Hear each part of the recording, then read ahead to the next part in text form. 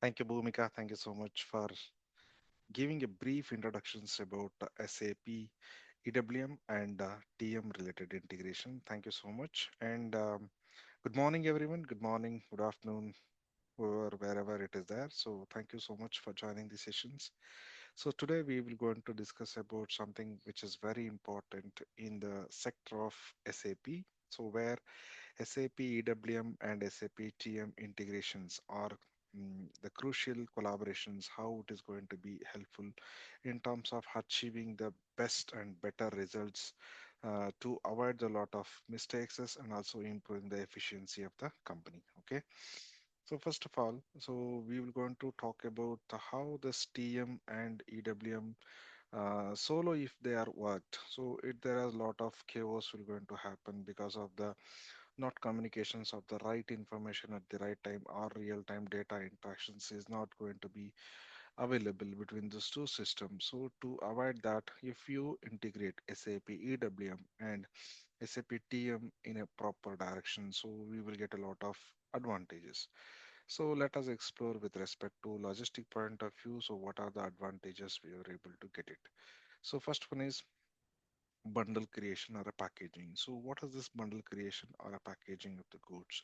So for example, if the EWM system or a warehouse systems is well aware of well in advance, so what type of flight we are going to get, so what is the container size and other things, and also how we need to make the packaging of the goods and other things in a proper information if they are have it, so they will going to prepare the packaging at the right time. Usually what happens, the TM information, they are not aware of it, so they will going to prepare the package uh, by the best of their knowledge. One point. Second point, the what is the packaging materials there, it's available in the factory. By using those dimensions or the shapes, they will going to prepare the bundle. So this will going to leads a lot of mistakes in terms of space utilizations. So finally it will end up with a overhead charges with respect to usage of the TM. So we will not able to accommodate too much of or a bigger size or a total number of components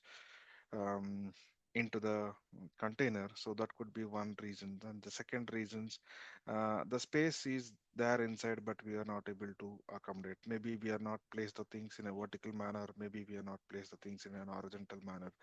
That could be the one reason. So that effective utilization of the container space is not going to happen due to the wrong bundling. So that could be leads a lot of um, it would leads to the increasing of the price in terms of transportation cost is concerned. So second one is internal WM workflow updates. So for example, if you are TM and warehouse management are properly in sync, so we can able to avoid some of the bottleneck conditions and also some of the delays.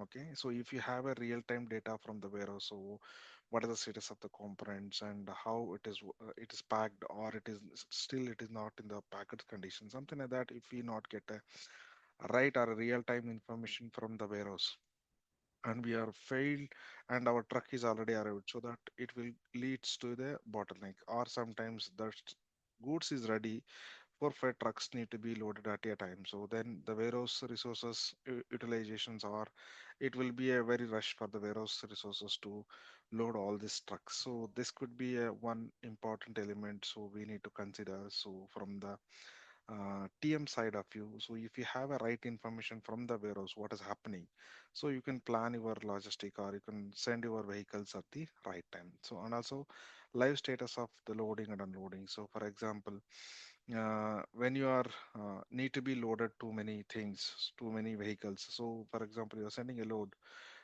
a vehicle, so they are loading activity started. So how much it is completed. So like that, if you keep getting any information, and this could be done via through RF or sensor, which is attached to the doors of the warehouse or in the docks. So these are all the data we can able to track into the SAP, and we can start seeing the details with respect to how much loading is done. So when I can send the next vehicles to load, all those things we can able to use.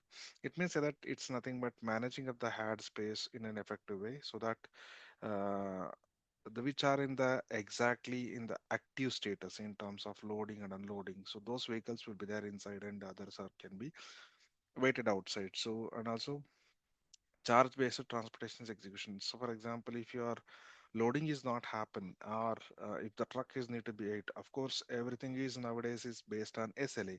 So usually when the truck is gone inside, so whether it is a loading or unloading, uh, maybe transportation or 3PL people says that, or a logistic vehicle owner may says to you saying that it could be done, loading should be done in 3 hours. So if it is going more than 3 hours or 5 hours, then you may leads and extra charges for all these things. So this is all very important parameters you guys need to be aware of it with respect to logistic point of view. So if the vehicle or a truckload, sorry, forklift employees and whatever the loading equipments are there, so it's already fully occupied and you're not able to do it, so then it is a wastage of making the truck come inside and wait for a longer duration. This is all you guys need to be consider when we are working in TM with respect to WM. So when the integration is there, the real data exchange is going to happen, so you can plan accordingly, so that